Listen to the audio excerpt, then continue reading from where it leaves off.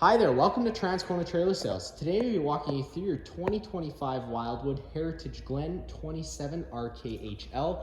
We are just going to start off at the top of the unit. If you notice, you are pre-wired for an observation camera, as well as a Lippard collapsible stair system. If you'd like to get set up with that, you can contact our parts department and they can put together a quote for you.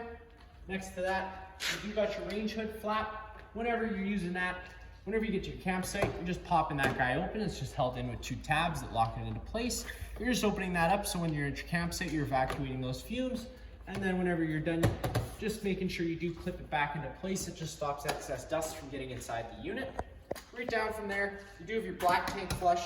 So the way that works is you're putting a garden hose on there, but of course reading your caution sticker first is going to tell you that before you turn on your water, you're going to want to make sure you have your black tank valve open as well as your sewer hose connected. Reason being, if you're pushing pressure inside of the tank and the pressure's got nowhere to go, this is going to be expanding that tank to the point of cracking. So just making sure you do have the tank open and hooked up. Next, you got your fresh water connection. So if you're out boondocking or your campsite doesn't have water, just thread a garden hose in there, turn it on, and that is what's going to fill your fresh tank, and that's what your water pump draws off of. Next to that, you got your city water connection. So if you're out of site with service, you can thread a garden hose in there, turn it on. It's going to pressurize all those lines without the need to run your water pump. You got your exterior shower, which does open with your standard 751 key. It's going to come included with the unit. And then you do have a tube back here, so you can store that sewer hose after your first use and keep the smell out of the unit. We do have a brand new one located inside the front compartment, which I'll go over in a few minutes. Then you got your 2-inch receiver at the back. Just noting again, another caution sticker. It's got a maximum weight rating of 250 pounds, so realistically it is just good for a bike rack, so keep that in mind. Now coming around the driver's side of the unit, if you twist and pull that off, you're taking note of that silver strip there. It's going to line up with this silver strip on this side. Line that guy up, push it firmly into place, 8th turn to lock it down. Then you got that threaded collar to really lock it into place.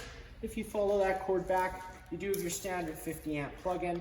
Most campsites may not have this, so we do include this 30 amp dog mode adapter. Just keep it in mind when you're going down to 30 amps of power, you're not going to be running anything like 2 air conditioners. You're just going to be able to run one at a time, so be mindful of that. And we also include a 15 amp park adapter to go down from 30, but whenever you are using that, especially with a unit of this size, it's realistically just to run your fridge, your lights, and charge up your battery.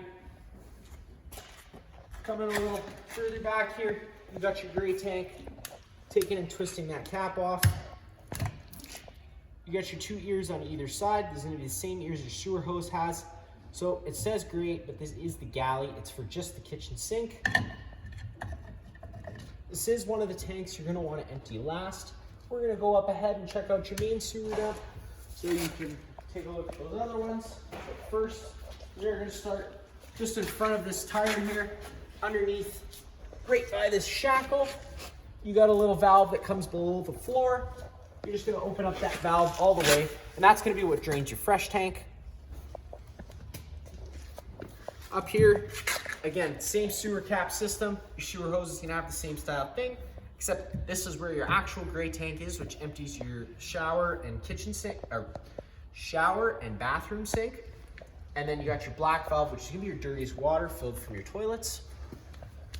Now coming up to the front compartment here. Once you're inside here, it does go straight through to the other side. Just being mindful of any sort of ram mounts like that for your VersaTilt. Up on the wall here, you got your override to run down your spare tire. I'm going to go over that once we get to the other side.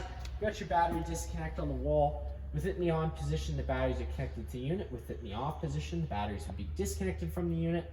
You got your solar controller on the wall here. Now there is a bunch of different settings you can go in and play with. I'm going to recommend going over the owner's manual, of course, whenever you start playing with that, because it gets pretty in depth.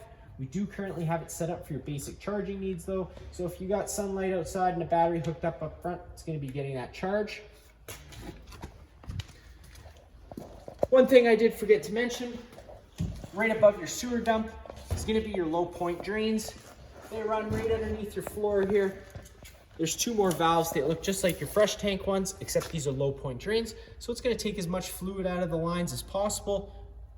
It works well for if you don't want water going stale or stagnant, or if you're done winterizing, you don't want that antifreeze sitting in there, you can drain some of it out. Coming around this front of the unit, you got your battery box located right in the front. And then underneath this cap is your 2 standard propane tanks. Most of the time, loosen off your tabs and you can flip up your cover and get what you need done just by doing that. But for the purpose of the video, you can just lift it up out of place. You got your selector on your front of your regulator here with it pointed to this tank. You're obviously going to be drawing off this tank. If this tank were to go dry, close it off, take it off, go get it filled. And while you're doing that, you can turn over that dial to this side and run off this tank. Next, opening up this guy, get access to the other side of that storage compartment. Got your motion sensing light up on the wall. Whenever it's on the second option, the 2 option, it's a motion sensing light. If it's on 1, it's going to be on full time. And then of course, you do have off in the middle. Little light switch here, turns on some accent lights at the front of the unit. Nice little touch Wildwood put in here. It's a great little accent feature, light up your campsite a little bit, maybe draw in some attention.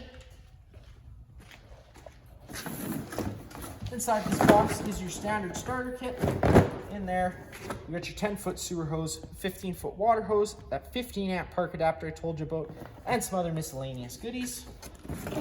Next, you do have some other stuff, which I'll go over in just a minute. Once we get further down the unit, I'll come back for it. Got your first stabilizer jack control. This is for the front. The one for the back is going to be down at the back there. They work pretty simple. Pushing and holding that extend button. The feet are going to start making their way down. Because they're on an open gear system, they may come down at different paces. So don't panic if that happens. Just keep holding the button and allow them to do their thing. Now, before we get right down to the bottom here, I'm just going to go over quick. They are stabilizing jacks. They aren't leveling jacks. So don't try and use them as leveling jacks. Otherwise, you do run the risk of bending them. How you're going to know you're fully extended is when you hear those motors wind up a little bit and you see the feet on the ground.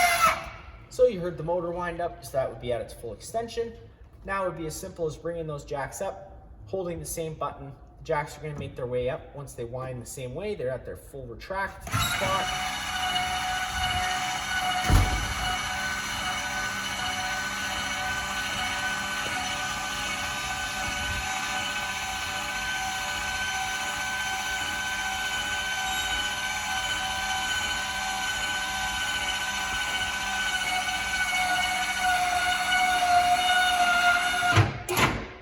So you're at your full retract spot now. Coming a little further in here, you're gonna notice this hole that goes right through that runs that shaft. That is gonna be how you run your spare tire up and down. Again, the corresponding tool is inside that compartment. Got your main entryway door, which I will go over in a minute. Leash latch, in case you had any animals you wanted to hook up. Got your furnace exhaust, so whenever your furnace is on, this will be blowing out hot air, so be mindful of that. Behind this door here, you got a little mini fridge outside. It does only run off shore power. It isn't 12 volts, so it's only going to hook up whenever you're hooked up to shore power. You got a little porter spring nozzle, which again, I'm just going to go over in a minute. Opening up this guy, this is the service port for your hot water heater. A couple things you need to worry about there, and I'll go over them in a second. I'm just going to leave a little note here. If you've had a camper before, you've probably had a tanked water system, in which case when it comes time to winterization, there's bypass valves at the back of the tank you would have turned so that antifreeze didn't enter the system. In this situation, it is the complete opposite. There isn't any bypass valves, and if there are, don't turn them. You want to run antifreeze through this system, of course with it being off. Once you're done the winterization completely, pressure relief valve right down here at the bottom, cracking it open, leaving it open for the duration of winter, so that way once that antifreeze starts gelling up during those cold months, it has a place to go and doesn't expand and crack your coils. Now, in addition to your little mini fridge outside, you got a little spray nozzle as well as a little exterior griddle. And I'm going to go grab those things now.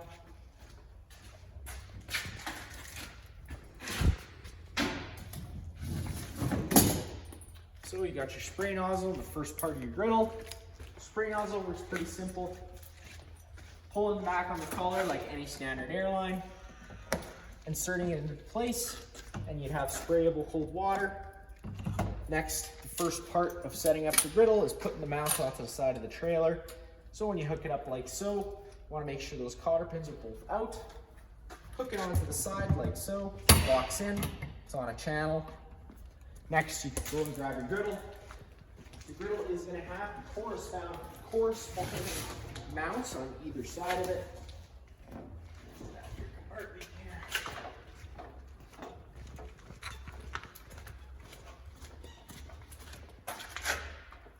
You hook the one side in, and then you can hook the next side in, sliding them into place, and then you could take your cotter pins, lock them into place for safety reasons. Next, you got your propane quick connect line, dust caps on either side. There's also going to be a dust cap on the bottom, always making sure you use them whenever you're not using it. That way you're not getting any debris inside the lines. Now, if you come over here, you're going to see you got that little nipple there. It lines up with this side here, again, just like a standard airline, pulling back on the collar, pressing it and inserting it into place, and it locks in. Following that cord down, right here, you're gonna have the other side of your propane quick connect, pulling the dust cap off, pull back on the collar just like at the top, insert into place and lock. In addition, because this is the trailer end, you're plumbed in right to the front, so you don't have to bring any additional propane tanks with you. You're just opening up the flow of propane and it would open up the flow to your griddle. At that point, you can hit your igniter and it would fire right on up. Now to dismantle it is just the complete opposite. Closing the valve as an added safety precaution with the valve open won't allow you to operate that collar, so you do have to close it, pull the collar back and pull, pops out, put your dust cap back into place and you'll be all good to start closing it up. For the purpose of the video, we're not going to close that up. I'm going to wait until the video is done. Now for the best part, we can take a step on inside. First thing you do, push that assist handle up, fold it 90 degrees. It's going to lock into place. Now you can take your door handle, open up the door,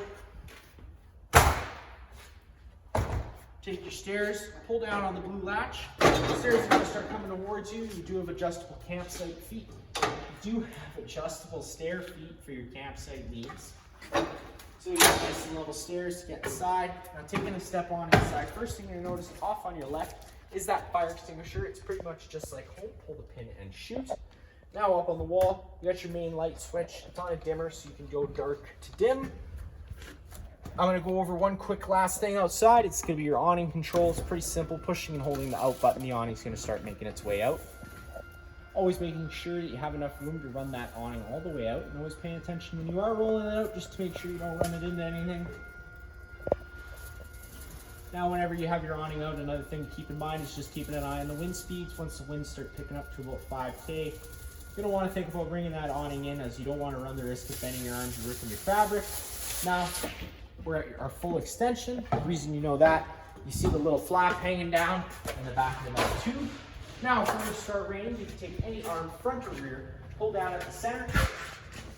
It's going to change the pitch of the awning head, allowing water to now run off. Now, if you like that angle better because it allows for more shade underneath, you can do the same thing with the front arm, just making sure before you ever go to bring your awning in, you're pushing both these arms back to straight when you go to bring it into the side of the trailer. That way you don't run the risk of bending anything. And bringing it in as simple as pushing and holding the in button. The awning's going to start rolling its way in, just making sure it does roll the right way in so you're not trapping any moisture or mold inside. And once the arms contact the side of the trailer, the motor would automatically cut out. I'm just going to skip past that part because there's no point in you sitting here watching the awning go in. You got your JBL Bluetooth system, so hooking it up to your phone, it's going to hook up to those speakers for you. You got your monitor panel system right here. So you're pushing the button, it's going to give you the corresponding level. Battery, fresh, black, gray. You do have black, gray 1, and gray 2. Gray 2 is the galley, which is going to be for the kitchen sink. Your gray 1 is going to be for your bathroom here. And then the black, of course, is for the toilet. Next, you got your slide out button. Pushing and holding that out, slide out's going to start making its way out. Once it reaches its full extension, you're going to hear the clicks of the motor, so you can let off. Before you ever run your slide out, always being mindful of what's on either side of the slide, inside and out. Reason I say inside, things do tend to shift during travel, so just being mindful, make sure you're watching it.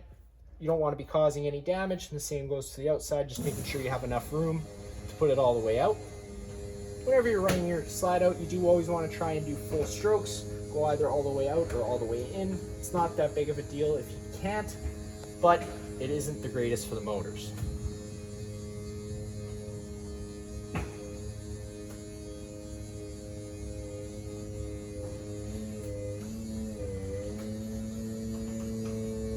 So you're about to hear those motors wind up. These ones don't click at all, they just cut out. Got next some light switches. One's gonna do your little awning light outside here. The next is gonna do your little entryway light to your right. Next, we're just gonna take a step on inside, take a step into the bedroom.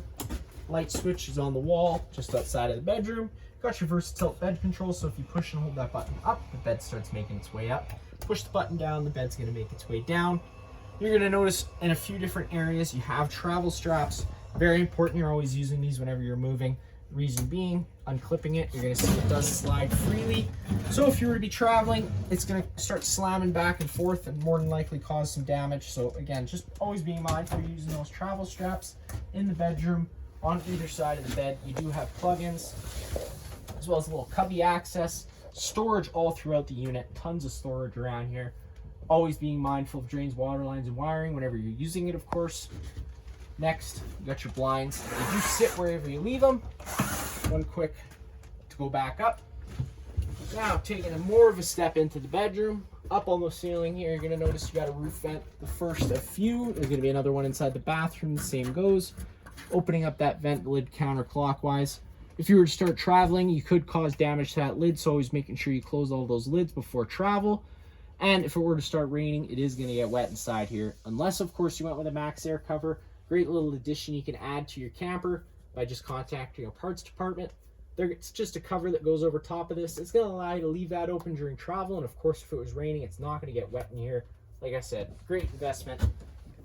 Fire exit right here, pretty standard. Taking that tab, pulling it up, pushing it out, you can hop on out of the unit. And then last but not least, back to your little closet here. Again, another motion sensing light. Setting 2 is going to be motion sensing. Setting 1 is going to be on full time, middle for off. You're pre-plumbed for a washer dryer combo. Again, if you'd like to get set up with that, just getting into contact with the parts department. They'd be more than happy to help you out. We're going to take a step on into the bathroom now. Coming over here, you got 2 light switches on either side. One does the main light up top. The next, I call it the selfie light. Nice little accent light behind the mirror. Great little feature they threw in. Tons of storage again. Your standard bathroom, hot and cold water. And then on the wall, you do have your thermostat for your hot water heater. Pushing the power button on, it's going to turn itself on, up or down at any time to change your set temperature. You can go between Celsius and Fahrenheit with the press of a button. As an added safety feature, you're locked right off the bat to 50 degrees Celsius. Now, if that's not enough for you, this is just a safety feature so kids can't scold their hands. Push and hold the up button for 5 seconds. It's going to unlock the thermostat, let you go up to another 5 degrees to 55 degrees Celsius. Power button to turn it back off. And if you leave it at 55, it's going to stay at 55. So if you have kids, make sure you turn it back to 50. You don't want them getting their hands all burnt. Now into the main living space. You got your thermostat on the wall here. Pretty simple, pretty standard. Pushing it once, lights itself up. Pushing it again, get to your different modes. First, you're going to get right into the fan. Pushing it a second time. You can just run the fan on either a high or low setting, in which case it's just moving air around with the air conditioner. There's no heating or cooling involved. Cycle it back to off. Now you get into your different modes. So right off the bat, you're going to get into cool. Now the reason I went over the original fan mode is because now you're going to see it says auto. Whenever it's in auto, it is an on-demand system. So if the room is at 77 degrees Fahrenheit, it's set to 33. Once it hits 33, if it's in auto, it's going to automatically cut out the air conditioner because there's no need to run it. If you were to have that fan on either high or low, without the auto, it's going to run full time continuously, so just keep that in mind. Pushing the button one more time, get to heat. So now that is going to kill your air conditioner and fire up your furnace. Whenever your furnace is running, it moves all its air through the floor portals you have throughout, and it does only have 1 fan speed. And the last little feature for this thermostat that Coleman has done this year, they have a heat and cool option. So pushing that on high, whenever you're in that mode, whatever you have your room set to, it's either going to kill the air conditioner or fire up the furnace or vice versa to keep the room at temperature. And just cycling it back to off to kill everything. Turns everything off.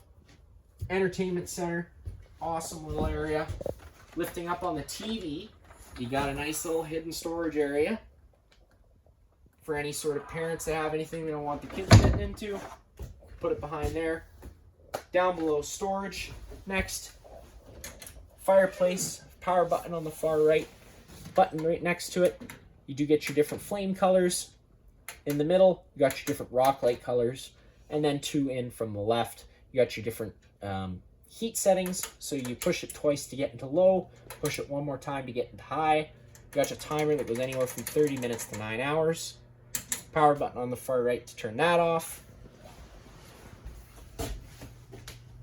In your slide out, again, more accent lighting on their own center. Push buttons, you're going to kind of discover that as you have the unit.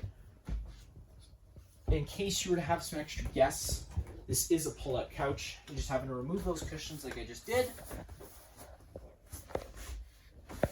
Pull up. Get the back cushions as well. Sorry about that. Then take the couch, pull up and towards you. Got feet on either side, you have to fold out. Lay that down on the ground. At that point, you can take the back of the couch, fold it down. You'd have another bed in case you were to have any guests. And then to obviously reverse it, you're just doing the exact opposite. Setting that back into place, and then you can take your cushions and your pillows and put them back in. Another fire exit for the main living space is right here, which is pretty simple. Pull on that tab, slide the window. Next, you can slide the screen. At that point, you can hop right on out and then close it. Just grabbing those all, making sure the window's latched into place, and you're all done. Might as well finish off in the dinette area. Again, accent lighting. Got it set up for a seating area currently with storage underneath. Awesome little feature again. And right below that, you got your table legs. Pulling those right out of their bases. You can take that tabletop, put it into the corresponding ledges. Take your back cushions to fill in the center, and you'd have yourself another bed. Great little addition again if you have guests. Now behind our lovely cameraman there, we got our 2 little recliner chairs. They are loose. You can move them wherever you would like in the unit. And we have carpets underneath them so that it doesn't scratch up your floors. But I'm going to mention it again. You got your travel straps, making sure those are tight if you're traveling, so that they're not slamming around, causing any damage, or getting stuck in your slide out, causing you grief. Last but not least, we get into our little kitchen area. It's an awesome little space, open concept. You got your grate that goes over top of your sink, storage all around. Because this unit is equipped with propane, you got our LP detector right here near the ground. If this guy ever starts going off, don't panic. Just turn off the main supply of propane at the front of the unit, open up some windows and vents just to get some fresh oxygen inside here. And if you were to be cleaning around it and it started going off, it's very sensitive to cleaning chemicals, so use your best judgment. Typically, it could just be that. Microwave up top, pretty much just like home. Not much I'm going to show you there. You got your range hood, which I did mention outside. Whenever you're using your stove, always recommend running this guy just so you're evacuating some of those propane fumes. To get this to light, it's pretty easy, but first I'm just going to go over some propane notes. The way this propane system works is you got your 2 tanks at the front. Once you turn them off, and especially if you disconnect them, it allows air into the system. Once you reconnect it and turn the propane back on, if you've had it off for a while, I always recommend coming to your stove first thing and firing it up. Reason being, once that air gets into the system, it can take a few seconds to purge it sometimes. So if you were to go to light your water heater or your furnace, those only light themselves a few times before they're going to throw a fault code, in which case it could cause you some frustration. So just to save that, just firing up the stove first thing. Nice little... I had the propane system running earlier, which is why you're going to see it light up right away. And whenever you are purging the propane system, if you have these knobs pushed in and you're hitting the igniter, nothing's happening, don't panic and don't stop using the igniter, because you could have a buildup of gas. Just keep on hitting that igniter and eventually it should light.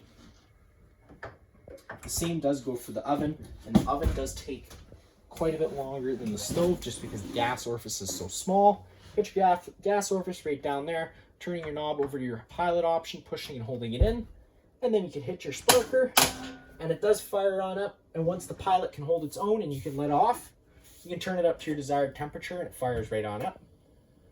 And on your right, you're going to notice you got a little light switch, so that turns on your oven lights and your illumination lights on the knobs. Then you got your Furrion fridge freezer combo. Controls for both are right down here. Clockwise all the way, it's going to be its coldest setting. Anywhere before that's a warmer setting, and you're going to notice some off-grid writing. That's just letting you know the most energy efficient setting to have it when it's running on battery power. Got your charcoal filter to help with those fridge odors. We do sell replacement ones here at the shop if you'd like to get set up with that. Again, just contact the parts department. They'd be happy to help you out. And right below the fridge, you got your main fuse and breaker panel. Whenever a breaker trips, it's going to sit in the middle, so you do just have to turn it off and then back on again to reset it. And you have all your corresponding fuses on your right. Now that is going to be it for this unit here. If you have any other questions, feel free to give us a call.